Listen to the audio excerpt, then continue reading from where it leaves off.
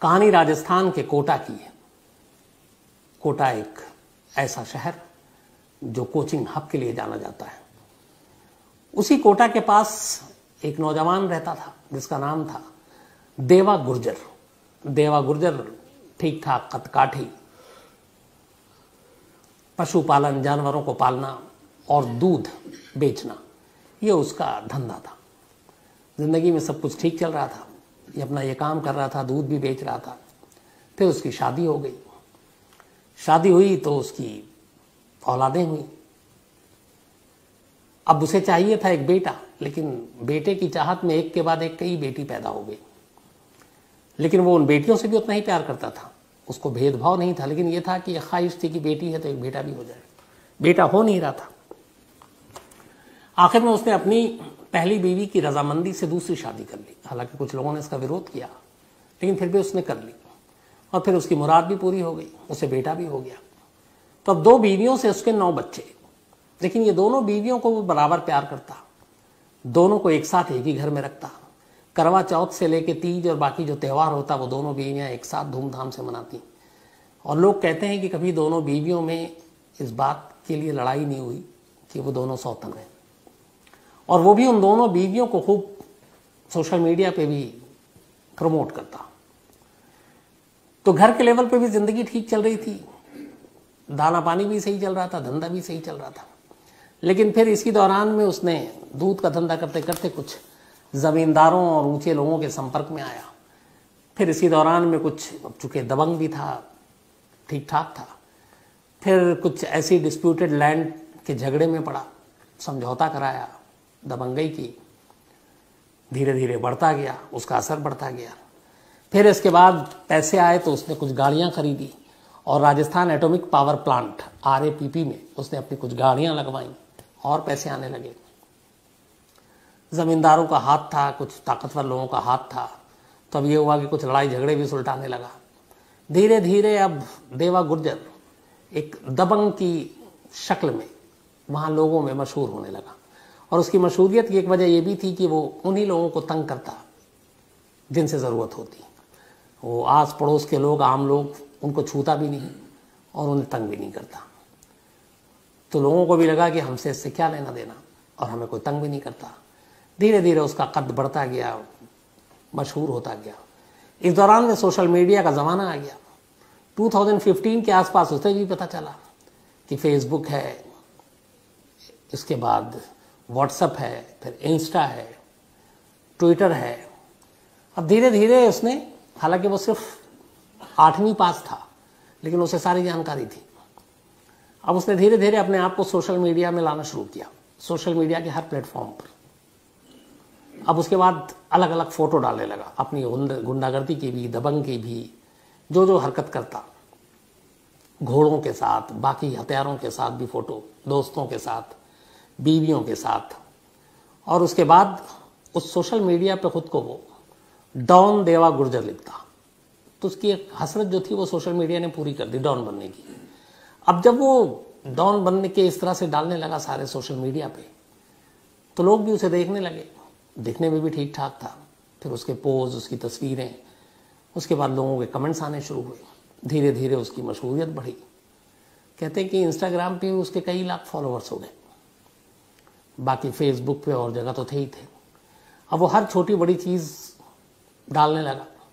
फिर एक दिन यह आ गया कि उसने बाकायदा एक टीम रख ली सोशल मीडिया के लिए। बाकायदा एक कैमरामैन होता जो जब वो घर से बाहर निकलता तो वो हर वक्त बस उसके साथ रहता। कब कहाँ कौन सा मूड, कौन सा सिचुएशन है, शूट करना है, शूट करता और वो उसको डाल देता सोशल मीडिया पे। धीरे धीरे वो पॉपुलर होता गया और सोशल मीडिया का कायदे से इस वक्त का इंडिया का सबसे बड़ा डॉन बन गया, डॉन देवा गुर्जर। और लोग उसे प्यार करने लगे। लोग रॉबिन हुड भी कहने लगे, क्योंकि आम लोगों को तंग नहीं करता, लेकिन जिनसे पंगा लेना होता उनसे पंगा भी लेता। पैसे भी खूब आ गए, अलग अलग उगाही से उसके ऊपर कई फिर धीरे धीरे केसेस भी थे। पुलिस की नज़र में वो एक क्रिमिनल था, लेकिन सोशल मीडिया पे हीरो था। सब कुछ चलता रहा। इसी दौरान में उसकी कुछ वक्त पहले मुलाकात हुई एक बाबूलाल गुर्जर नाम के शख्स से। बाबूलाल गुर्जर उसकी ज़िंदगी में आया, दोनों में दोस्ती हो गई। अब बाबूलाल गुर्जर जो है वो देवा गुर्जर के लिए काम करने लगा, पर इनकी दोस्ती भी थी, लोग कहते थे दोनों जबरदस्त दोस्त हैं। फिर धीरे धीरे वक्त बीता। अब बाबूलाल गुर्जर देवा गुर्जर की जिंदगी में क्यों आया है किसी को पता नहीं, लेकिन वो दोस्त बनकर आया। अच्छा, वो भी ठीक ठाक क्रिमिनल था, सोशल मीडिया पे वो भी आया, लेकिन उसे लगा कि जितनी पॉपुलैरिटी देवा गुर्जर को मिल रही है, जितने फॉलोअर्स उसके हैं, जितने व्यूज उसके हैं, जितने लाइक्स उसके हैं, मेरे नहीं है। अब तो जिंदगी का पैमाना जो है वो व्यूज, लाइक्स और शेयर यही होके रह गया है। तो ये चीजें चलती रही। फिर कहते हैं कि कुछ ऐसी बात हुई कि कुछ पैसों को लेकर बाबूलाल गुर्जर और देवा गुर्जर में झगड़ा हो गया। हालांकि देवा गुर्जर ने अपने बहुत सारे काम उसको सौंप दिए कि तुम ये देखो, ये करो, ये यहां से पैसे तुम वसूलो, लेकिन उसके मन में कुछ और चल रहा था। कुछ उसने पैसे मांगे, कुछ उसने नहीं दिए, कुछ उसे और ज्यादा बड़े सपने थे। बाबूलाल गुर्जर को भी देवा गुर्जर बनना था।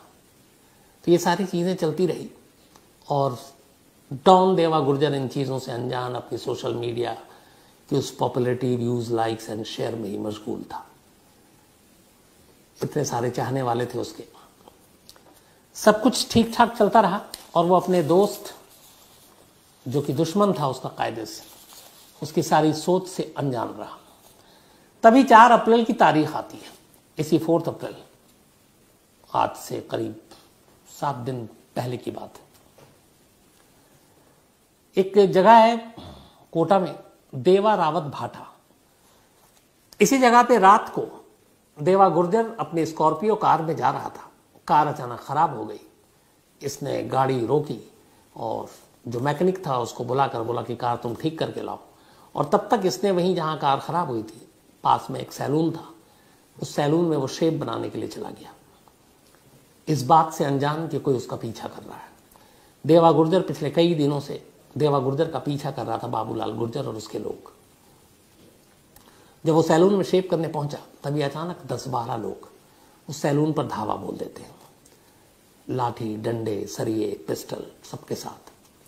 इसके बाद वो सब टूट पड़ते हैं देवा गुर्जर पर। देवा गुर्जर को घेर कर इस बुरी तरह से उसे इस बेरहमी से मारा जाता है कि वो मौके पे ही दम तोड़ देता है।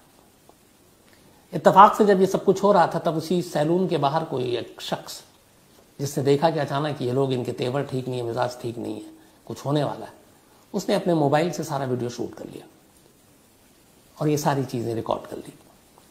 इधर हमलावर को जब यकीन हो गया कि देवा गुर्जर मर गया है तो वो उसे छोड़कर चले गए। थोड़ी देर के बाद बात फैल गई कि डॉन देवा गुर्जर है जो पड़ा हुआ है। आनन फानन में पुलिस पहुंची, अस्पताल ले गई, लेकिन अस्पताल में जाने के बाद पता चला कि उसकी मौत हो चुकी है। पोस्टमार्टम रिपोर्ट में पता चला कि उसके शरीर का कोई ऐसा अंग नहीं है जहां टूटा फूटा ना हो। जगह जगह हड्डियों के फ्रैक्चर, कूल्हे की हड्डी टूटी हुई, जबड़ा टूटा हुआ, पैर की हड्डी टूटी हुई, लीवर, किडनी, इन सब जगहों पे तेज धार हथियार से हमले किए गए। कुछ गोलियों के भी निशान मिले। सुबह होते होते पूरा कोटा और आसपास के इलाके में यह खबर फैल गई कि डॉन देवा गुर्जर, सोशल मीडिया ने जिसे डॉन बनाया, उसके ऊपर हमला हुआ और उसकी जान चली गई। अब यहां एक दूसरा तस्वीर का पहलू देखने को मिलता है। अचानक डॉन देवा गुर्जर के चाहने वाले हजारों की तादाद में शहर में निकल पड़ते हैं और उसके इस कत्ल के खिलाफ धरना, प्रदर्शन, विरोध शुरू कर देते हैं। 2 बसों को आग लगा देते हैं, पुलिस पर पथराव करते हैं। शहर में लॉ एंड ऑर्डर की क्राइसिस पैदा हो गया। पुलिस को डंडे चलाने पड़ते हैं। भीड़ एकदम गुस्से में है और उनकी एक ही मांग है कि देवा गुर्जर के कातिलों को फौरन पकड़ा जाए।